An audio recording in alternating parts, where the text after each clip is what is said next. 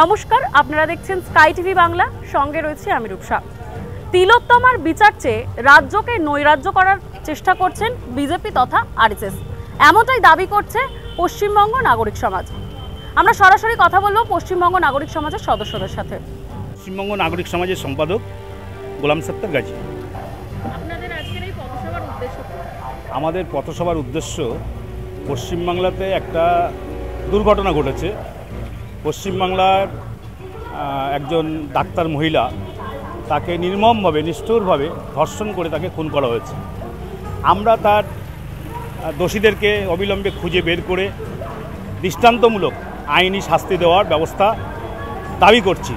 সেই সাথে সাথে গোটা ভারতবর্ষ জুড়ে পশ্চিমবাংলা থেকে যে সমস্ত বাঙালি মানুষ বিভিন্ন রাজ্যে পরিযায়ী শ্রমিক হিসেবে কাজ করতে যান, তাদেরকে গোমাংস রাখার সন্দেহে গণপিটুনিতে তাদেরকে মেরে ফেলে দেওয়া হচ্ছে।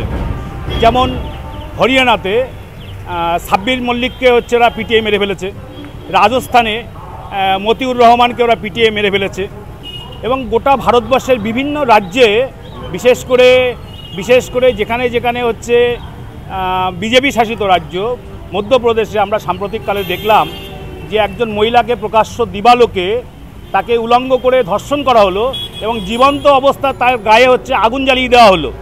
আমরা এটা লক্ষ্য করলাম যে প্রধানমন্ত্রীর নিজস্ব কেন্দ্র বারাণসীতে দুজন ধর্ষক, আরএসএসের আইটি সেলের তারা সদস্য, তাদেরকে জামিনে মুক্ত করে তাকে ফুলমালা দিয়ে তাকে অভ্যর্থনা জানানো হলো। হোয়ারাজ আমাদের পশ্চিমবাংলার ক্ষেত্রে যে অভয়ার যে ধর্ষণ এবং খুন হয়েছে, আমরা নিশ্চিতভাবে তার শাস্তি দাবি করছি এবং দোষীদেরকে খুঁজে বের করার জন্যে আমরা দাবি জানাচ্ছি আমাদের নাগরিক সমাজের পক্ষ থেকে।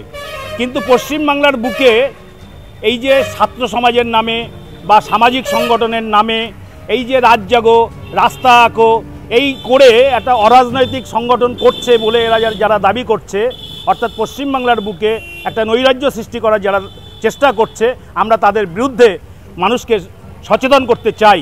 কারণ এটা পশ্চিমবাংলার মানুষ কোনো মতেই এই অশান্তিটাকে মেনে নেবে না। এই অশান্তি বা নৈরাজ্য সৃষ্টি করাটাকে পশ্চিমবাংলার মানুষ মেনে নেবে না। তার মানে এইটা নয় যে আমরা অভয়ার শাস্তি চাইছি না, তার মানে এইটা নয় যে সাবির মল্লিককে যে পিটিয়ে মারা হয়েছে তারা আমরা শাস্তি চাইছি না, তার শাস্তি আমরা চাইছি। দৃষ্টান্তমূলক শাস্তি দিতে হবে, না হলে পরে ভারতবর্ষের প্রধানমন্ত্রী তাকে অবিলম্বে পদত্যাগ করতে হবে। কারণ গোটা দেশটাই নরেন্দ্র মোদী চালান। পশ্চিমবাংলা আলাদা কোনো বিচ্ছিন্ন কোনো একটা দেশ না, উত্তরপ্রদেশ আলাদা কোনো একটা বিচ্ছিন্ন দেশ না, মধ্যপ্রদেশ আলাদা কোনো একটা বিচ্ছিন্ন দেশ না, একটা রাজ্য পশ্চিমবাংলা। সুতরাং গোটা ভারতবর্ষের যিনি প্রধানমন্ত্রী, তার দায়িত্বের মধ্যে পড়ে যে যেখানে গণধর্ষণ হচ্ছে, খুন হচ্ছে, যেখানে মবলিজিং হচ্ছে, যেখানে মুসলিম নিধনযজ্ঞ চলছে, তার বিরুদ্ধে যদি প্রধানমন্ত্রী কোনো ব্যবস্থা না নিতে পারে তাকে অবিলম্বে পদত্যাগ করতে হবে। সেই বার্তা দেওয়ার জন্য আজকে পশ্চিমবঙ্গ নাগরিক সমাজের পক্ষ থেকে আমরা এখানে এই পথসভা করে। এই পথসভার উদ্দেশ্য হলো যে আরজি করে তিলোত্তমাকে যেভাবে ধর্ষণ করা হয়েছে, সেই প্রকৃত যিনি ধর্ষক তাদেরকে সুনির্দিষ্ট করা এবং ভারতবর্ষের সংবিধান বিচার প্রক্রিয়ার যেটা আছে সেই ধর্ষকের সর্বোচ্চ বিচার আমরা দাবি করছি। পাশাপাশি পশ্চিমবাংলাতে এই ধর্ষণকে কেন্দ্র করে যে একটা বিশৃঙ্খলা সৃষ্টি করছে বিরোধী দলগুলি, তারা পতাকাহীনভাবে যে ষড়যন্ত্র করছে রাজ্য সরকারের বিরুদ্ধে, সেই ষড়যন্ত্রের বিরুদ্ধেও আমরা আজকের এই কাটিয়াটের পথসভায় আমরা তার প্রতিবাদ জানাতে এসেছি। আমি পশ্চিমবঙ্গ নাগরিক সমাজের একজন সক্রিয় সদস্য, আমার নাম ডক্টর জহরে মণ্ডল, আমি একটা কলেজে অধ্যাপনা করি। আমাদের এই পথসভা বিশেষ করে পশ্চিমবঙ্গ নাগরিক সমাজ আজকে পথে নেমেছে, তার কারণ আরজি করের একটা মর্মান্তিক ঘটনাকে সামনে রেখে এক প্রকার একটা রাজনৈতিক চক্র, যারা একটা রাজনৈতিক স্বার্থসিদ্ধির জন্য পথে নেমেছে, তারা এই আন্দোলনটাকে পুঁজি করে বর্তমান আমাদের পশ্চিমবঙ্গের যে শাসক দলকে পরিবর্তন বা পালা বদলের চেষ্টা বা চরিত্র করে যাচ্ছে।